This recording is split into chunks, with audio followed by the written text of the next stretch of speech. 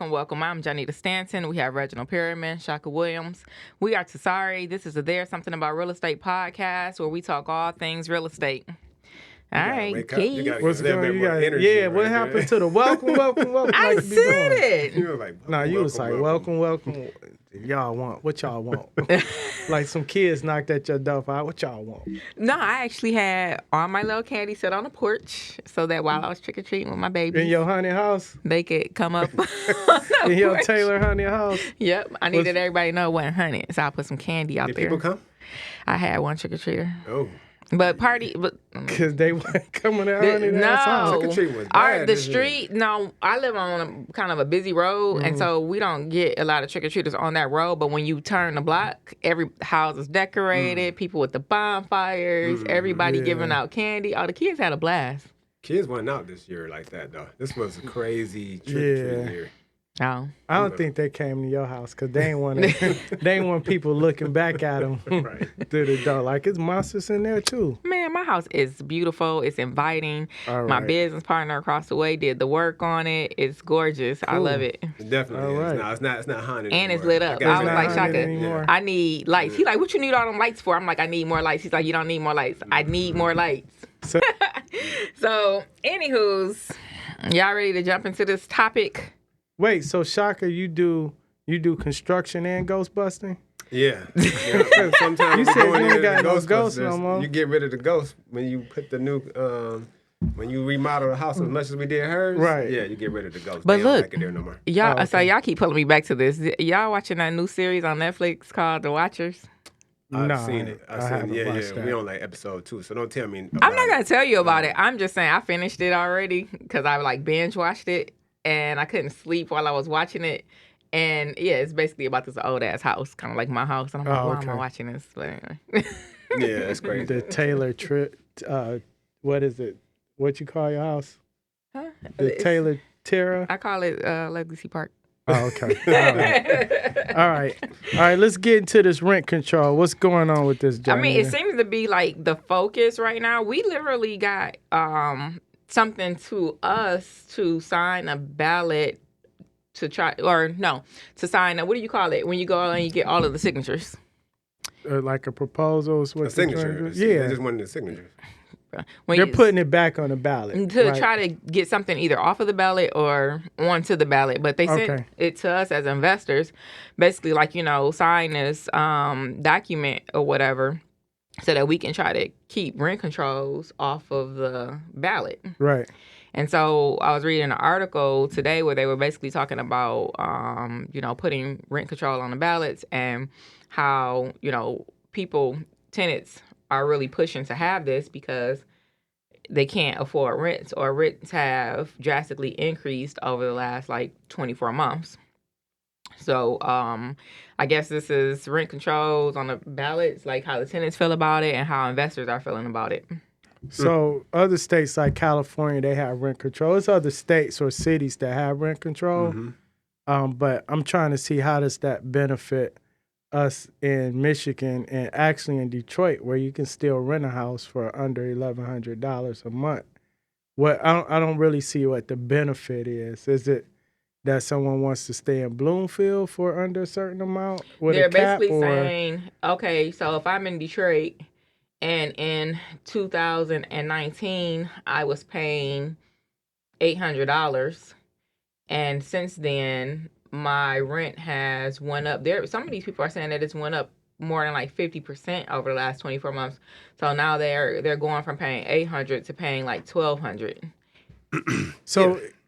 Go ahead. No, go ahead. So here's the thing. If housing prices have increased, right, do you think rent should increase as well? Because if an investor comes in and buys an apartment building or single family home and they paid, 25% more for it than what they would have paid 4 or 5 years ago, I mean, logically you would think they would have a higher rental rate than the homes that were already tenant occupied 4 or 5 years ago. I mean, that makes sense to me. I think it has to be a correlation, though. So, yes, it should increase, but it shouldn't increase 50%.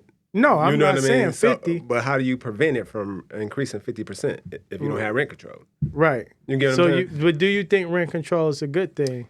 I'm torn. Okay. Yeah, I do.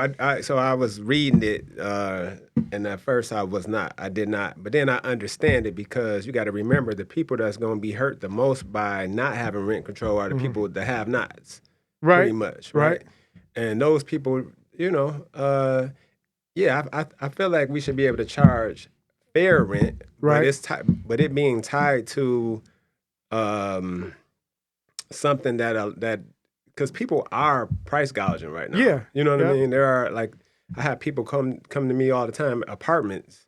They're saying, "Look, I can't wait till those new builds come up because their rent is going to be such and such, and then I want to, I want you to rehab this, and then my rent is going to go up to this dollar amount, and it is drastic. It's a drastic change. Right. You know what I mean? But they know that people are stuck. You know what I mean? Right. Because like you just said, can't buy a house because the interest rates just went 3% Yeah, higher they than they can. They can were just buy a within the cheaper last house year. than what they would qualify for before. Yeah, but that could change your whole. Think about that. If you want your kids in a decent school district, you go Right. from being able to live in Decent school district. Auburn. Yeah, Decent school district. Okay, Yeah, so yeah. you go your desired area. Yeah. Let's say the prices are $250. Now rates are up. Mm-hmm. You qualify for $210. That may knock you out of that area. Yeah. Right? I agree. But how does rent control benefit that person? Because they're trying to keep their payments under a certain amount. Cost of living. So it's Right. going to be tied to the cost But of do living. you think right? they can rent in that same area for Yeah. an affordable price? Yeah. Because it's going to be, Okay. as long as the rent control is, because it's typically based on, there's a percentage plus Right. cost of living. So it's normally got a cap. But who's going to buy the properties and rent them Mm-hmm. at that price if there's a limit? And that's Because the price of the properties increase too. I think people are going to still buy them. Investors are still going to buy. You're probably going to have investors that already own properties. Mm-hmm. But new investors are not going to pay the new price with a cap that was capped 2 years ago, for example. It That's may what they're work now. highlighting as being one of the cons. Yeah. It may prevent people from coming in and buying property. I don't Yeah. agree, though. I don't think that it will because it's not capped at what it was 2 years ago. It allows for you to have an increase, just a maximum increase per year. That makes sense. Yeah. So in other words, the rent control, let's just take an area, right? Or a city or state. Let's say the rent control, the max is $2,000, right? For example. So in 2022, it's $2,000. In 2025, home values go up. The new investors coming in to buy the homes at that price point, they're probably is not going to be as attractive because rent is capped out at $2,000. But you're saying rent control, if it increases every year by a certain percentage, then that would make sense. Capped, though. Right. Yes. Yeah, that would make more sense because it's keeping up somewhat with housing prices. Yeah, based on the cost of living. Yeah. So capped based on the cost of living. Right. So, and I think that's fair for everybody. Yeah. You know what I mean? 'Cause- So I have a question though. Mhm. So as a entrepreneur and a person who chooses to put their monies into land and property because you want the ability to be able to control what you make, doesn't this take away your freedom to, what is that, like it's free enterprise? Yeah, somewhat. But I mean, if you're coming into the game and you know it was rent control, you're coming in there with that knowledge, right? So I don't think that's the case. The case I'm thinking is if they cap it, then you're not letting the market work itself out. But then you're talking about the new investor, the people that's just getting their money in here. Even the old investor, If you it got was no rent control, then now the government is coming in and saying You had the opportunity to sell.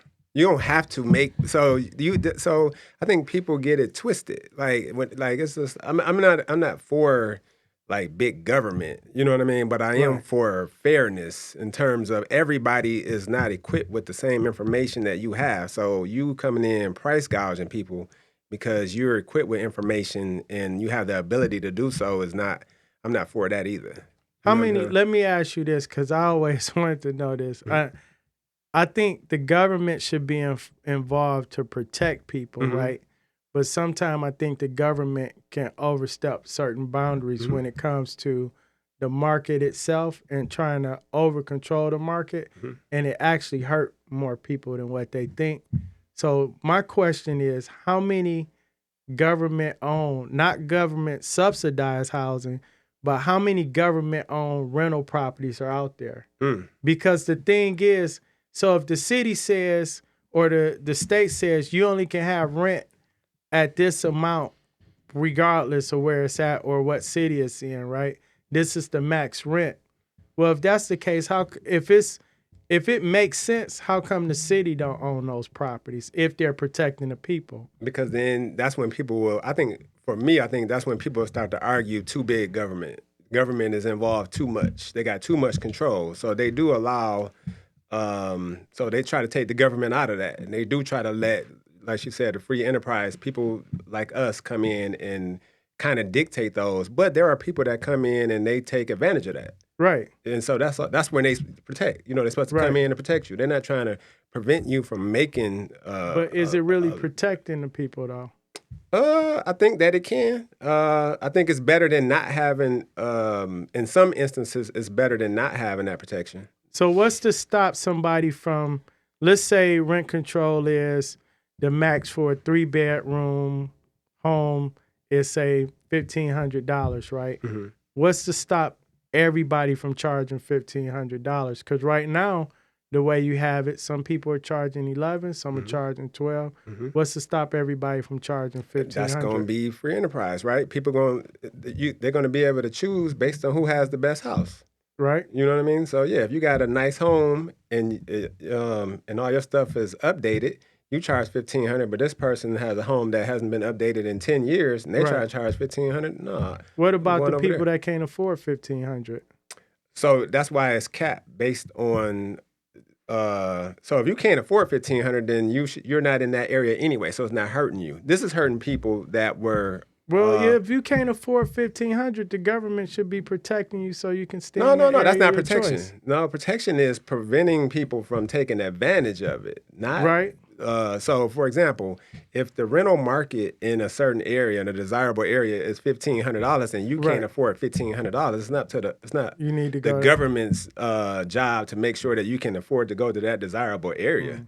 But it's the government's job to make sure that if we're in a city, in any city, and you have some affordable, let's say it's at $1,000 in rent, they don't jump up to $1,500, $1,800 just because they know you don't have a choice but to pay it. Right. You know what I'm saying? So one of the things that they were pointing out is like small business landlords, your mom and pop landlords, people who probably have 1 or 2 properties.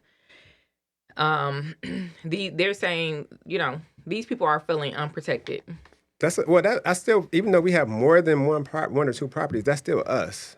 And I don't feel like I'm not protected. I just feel like, me personally, I don't know, y'all might feel differently. Right. Me personally, I don't feel like I'm not protected. I'm not the person that tries to charge the max rent anyway. Right. You know what I mean? I always want to have the best house with moderate rent so that I keep my tenant.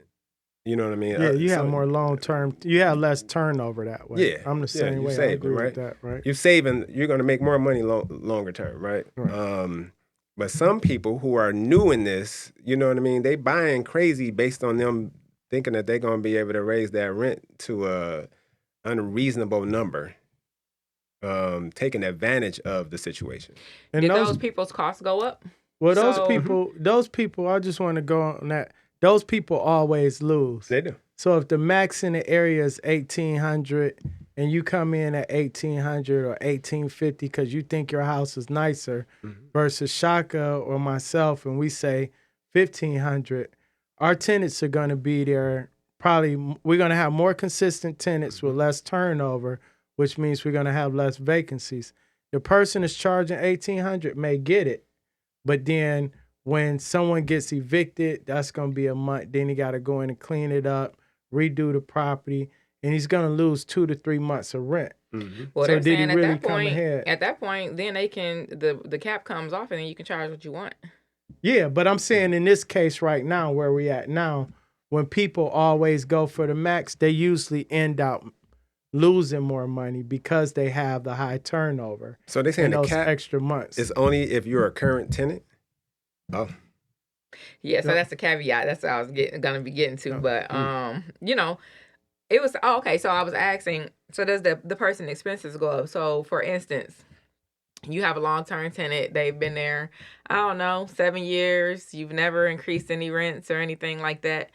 But it's time for you to start maintaining that house. Maybe you got to do a new roof or some plumbing or furnace or whatever the cost may be. And now, I mean, what for a roof, you're no longer at, I don't know, 30 a square and you're at 70 a square. I don't know how this goes, but I know the cost went up. So if I can't raise the rent to, take that impact, what am I supposed to do? But you can.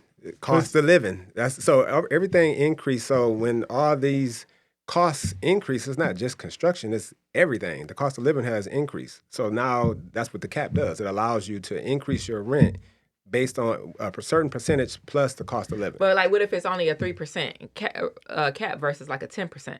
It can't. So it's But that's based on the cost of living. So if the cost of living increased by 3%, then that's where. So it's that plus it's a percentage. So plus that. let me ask you this: if this goes on and they say, well, you can only increase your rent by 5% a year. Used to was in the article. They had 3%. They 3%. I didn't get to see. I didn't get to read the article. So 3% per year. Do you think that's reasonable? No.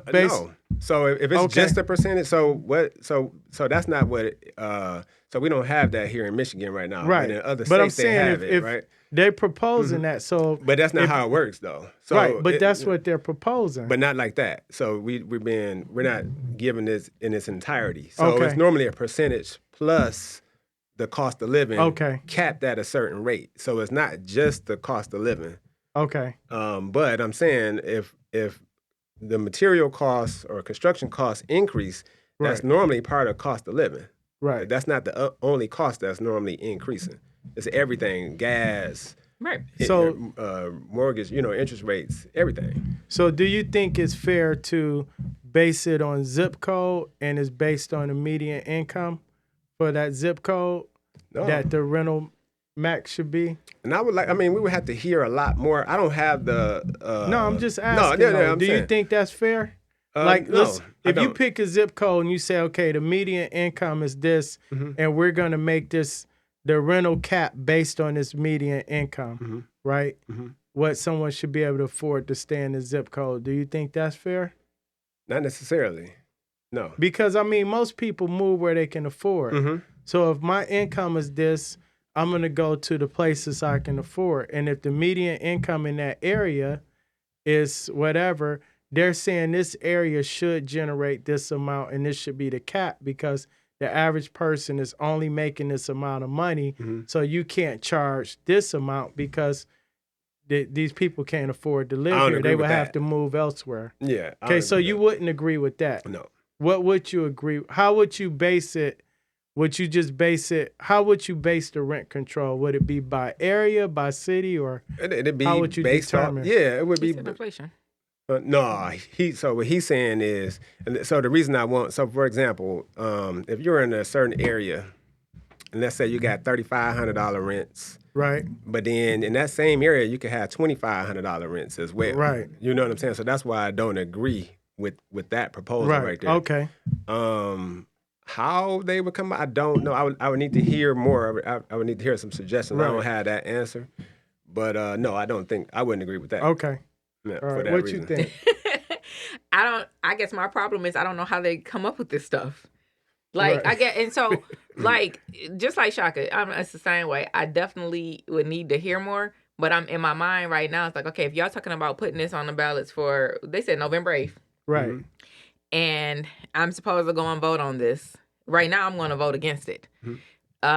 Because I want to be able to, and I haven't, increase rents when I get ready. And then when I buy new property, it's going to be based on, but, to your point, it'll be probably based on what I'm seeing for the rental rate for the area. It wouldn't just be, I'm going to go and charge this person $3,000. Like, it'll be some math. And I think that's kind of the point. Maybe we're educated enough to be able to do that math. Maybe maybe the tenant just feels like, oh, my rent increased $100, and maybe that landlord might have to sit down and say, look, you've been here for this amount of time. This is what has happened in this amount of time. Look at all the other houses you have been paying well under Market rent. Are you saying under market rent? Maybe that's the case. Maybe it's not. But I'm just saying, like, for me as of right now, I quickly signed the little thing and sent it over. Well, If it helps. well, that was different. That was about what we signed was about You talking about the eviction process? Yeah. Oh, that wasn't eviction ban. My bad, y'all. Yeah, that wasn't about. No, this one to be going out for signatures too. Yeah, but the same right. thing. They've been trying to get signatures for this one as well to get, but both ways. We want there to be a cap on, or we want this to be controlled. And then there's people on the other side saying, no, I'm smart enough to be able to handle this. And for people, these people may have to move eventually if they can't afford But it. it ain't. So I guess that would be called. I don't know what word that is, because that. So I think that would be horrible for Detroit, and I think that's why they're trying to propose it to pretty much stop that from happening in Detroit. Well, it's happening all over the country. No, but I'm talking about here in the state of Michigan. That's why we don't have that currently. So why do we need it now? To keep because they see what's happening. Yeah, they see it's getting ready to happen. I think rents are still affordable. They are. They are for right very now. affordable compared to other places in the country. But that's what I'm saying. That's why I feel like some of the people who, it's just like me. I'm like probably a great example. You too. Any of us who have not done rent increase, and I feel bad, I might have to call my tenant who's already, giving me half here and half there. I may not do it, but at the same time, I'm still looking. I have bills. Yeah, I got expenses. So let me just read this right. So rent control is basically for different cities and all the details vary depending on city. So it's not like one uniform thing. All the cities that have rent control currently are in New York, New Jersey, California, Maryland, Washington, D.C. So right now in the United States, those are the only ones that have them. There's 31 states that don't even, they forbid the government, the local municipalities from having rent controls, of course, right? So, but the issue is that, for example, let me see, New York, they had one on the books from 1974, and one of them has one based on the year the building was built. So if it was built before 1947, basically they had limitations on what you could charge. But then if the people have been living in the building since 1974, or the building was constructed before 1947, and then there was another law that was passed in the 1970s as well. So one of those is about to phase out. So it's an article here. We'll put it on our link.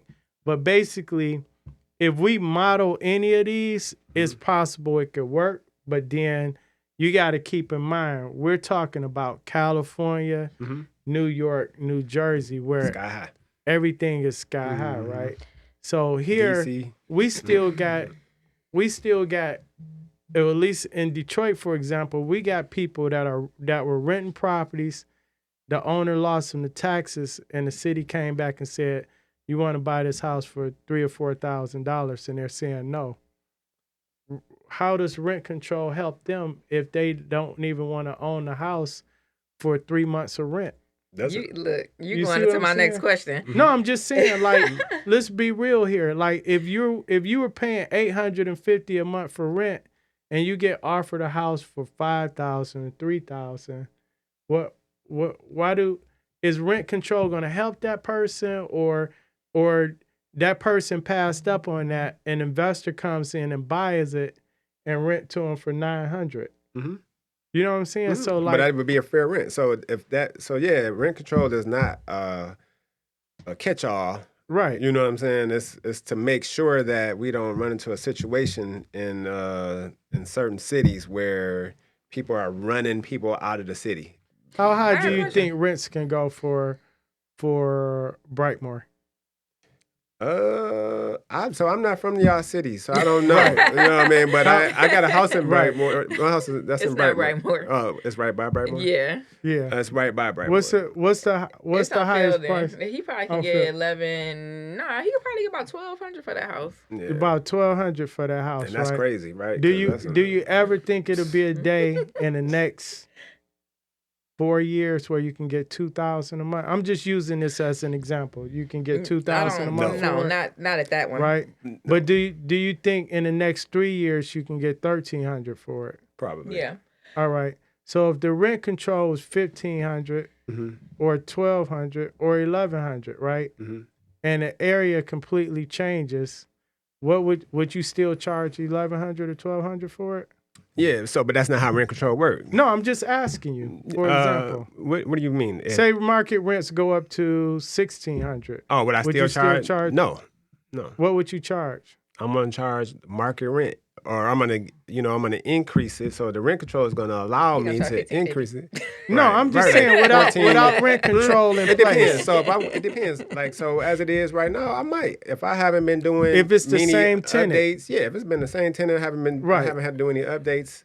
I don't have to go to 16. I can go to 1,300. But what if the 15. tenant moved out and now the rates have increased and a new tenant is coming in And I and went the in there new and market rehabbed rate? it, and I went in there and rehabbed it. Then Yeah, I'm and the gonna new market increase. I rate. might be at Okay. $1,500 All right. rent. Yep. I'm just And giving. then I'm just taxable giving. value, if the city doing what they supposed to do, the taxable value is going to increase. Which means your property tax is gonna go Which up. means right? your cost increase. I get it. Right. So which is why, if like I said, if my tenant moves out of there and I go in there and I do improvements, yeah. Why are you doing improvements? So that you can charge more rent, right?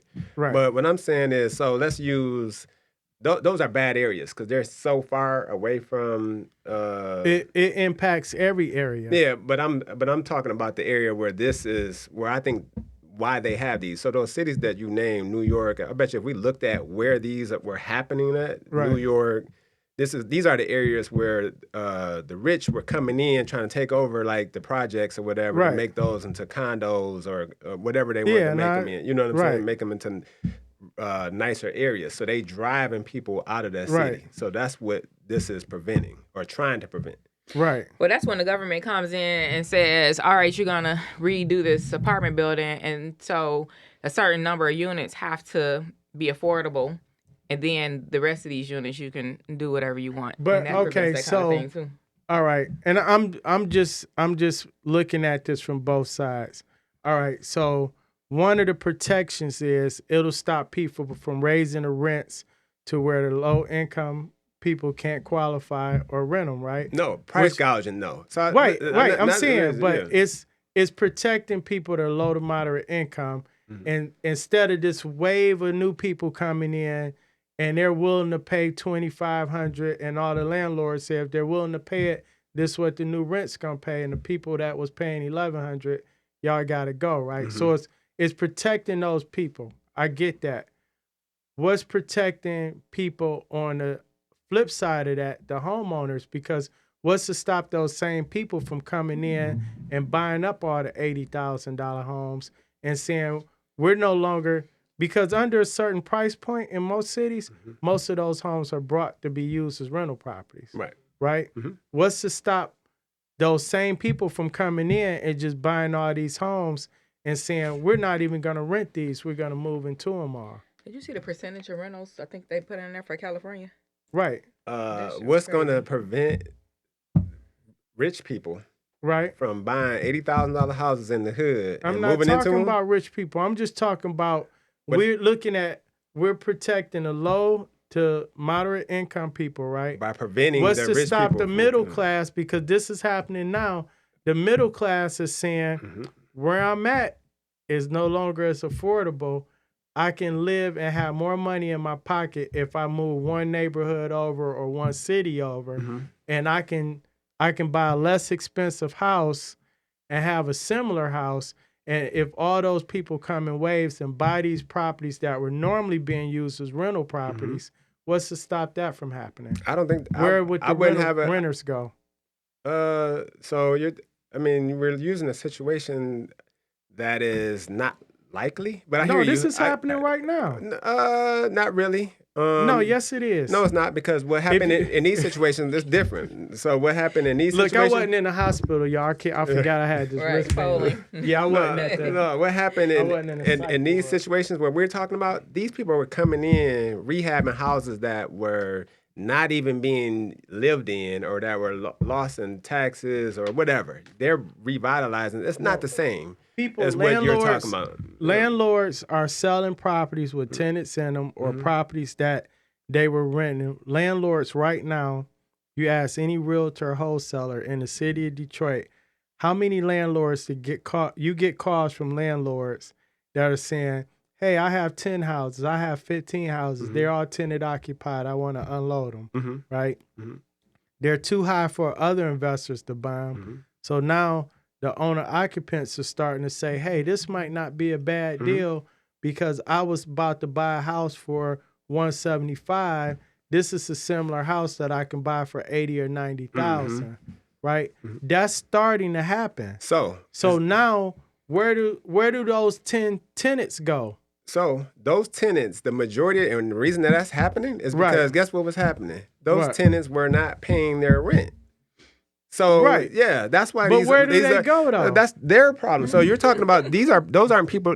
So that's why I said it's not a catch-all, and you can't protect everybody. Okay, you get what I'm saying? So right. yeah, I mean those and people who. The majority of the reasons that I'm seeing investors unloading their properties is because, and from everywhere, and it's coming from everywhere. Like we're hearing a lot of them. Like, man, I just got to get rid of this thing now. Or they getting rid of them because they see the opportunity to get a lot more than what they paid for the properties. They brought them at 20 or 30. Now that's what I was getting ready to say. Two reasons. Okay. One, tenants are not paying the rent. Right. They're behind, and they can't evict them. Right. So they taking the L, big L. Right. And two, they're worried that these are people that are not, I would say, seasoned investors. Right. And they're worried that the market is getting ready to crash, and they're trying to cut their losses right now. Right. Those are the main two reasons that I'm seeing investors. Seasoned investors are not doing that. Right. They know, like, what? Why would I? They know that they bought low, and this is not the sell high. If you missed the sell high, if you was going to sell high, you would have done that last year, right, or earlier this year. Right. They're holding on to their properties. Right. So, but what I'm saying is, some of the people are retiring, relocating. I said the majority of the people does. Yeah, it's but I'm just saying, a bunch of different because reasons. a lot of people who picked up a bulk of the properties, you got to think that was 20 to 30 years ago. Right. Yeah. So the reason I brought that up is because this is protecting the low to moderate income tenants from rent increases and putting a cap on rents, right? But there's still other things that you can't protect tenants from, because people are going to come into a lot of these areas, and if they're not going to raise the rents on one end, people are going to get brought out. People are buying these properties up. Where do those people go? I don't have that answer. I think because here's the reason I brought that up is because when we went over the previous scenarios, you said if my rent was this amount, I'm fine with this same person staying there. But once they vacate and then I get new market rate, new tenant, I'm going to charge them the market rate. These people over here where their homes were brought out, single family homes, they were brought out, they're all going to be looking for a place to go. And if they were in an area where rent control was $1,100 or whatever the case may be, now they're coming back to the same area, but it's a new cap. Yeah, so is what I'm saying. How much I understand. I don't think that rent control, and I don't know, I'm not a rent control expert, but I don't think it works like that. Like you're capped at $1,100. So I think you're at market rent, and then your increase is capped. Right. That's the only thing that's capped. Well, I mean, so it's not. So I hear what you're saying. It's just, there's a lot to unpack. My vote on rent control right now. You said yours would be no. No. Mine would be.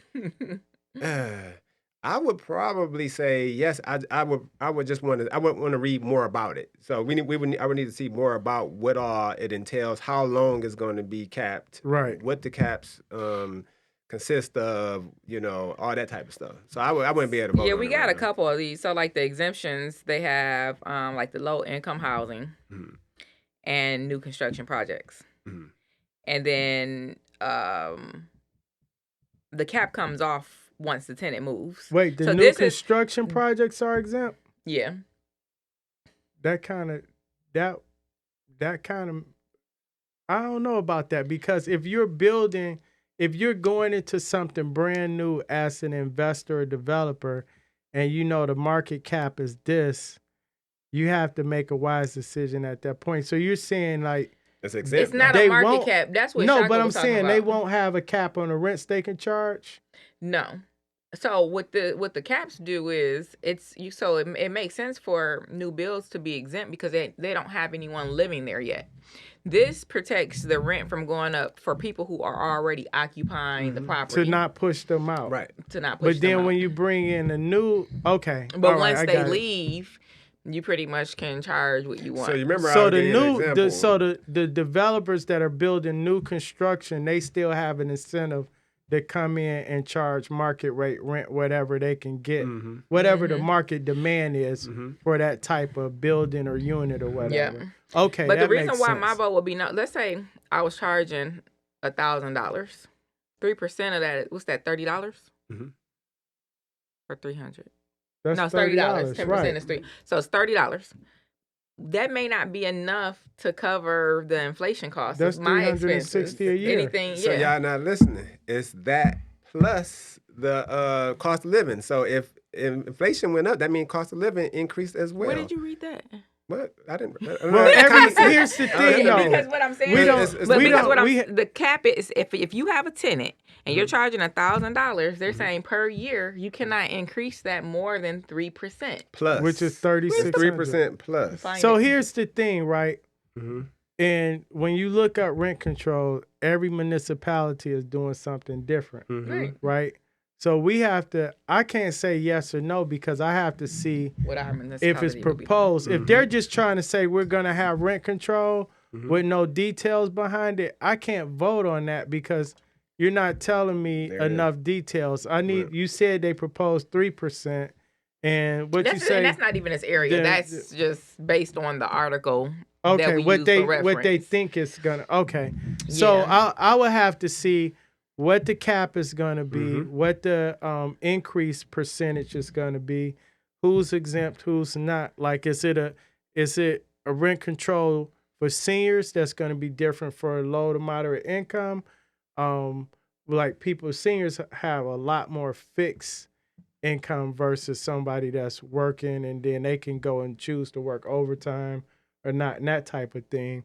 Or I would have to see more details. And is it going to be based on zip code? Because some zip codes, I can't imagine someone being in West Bloomfield having the same rental limits as somebody in Pontiac.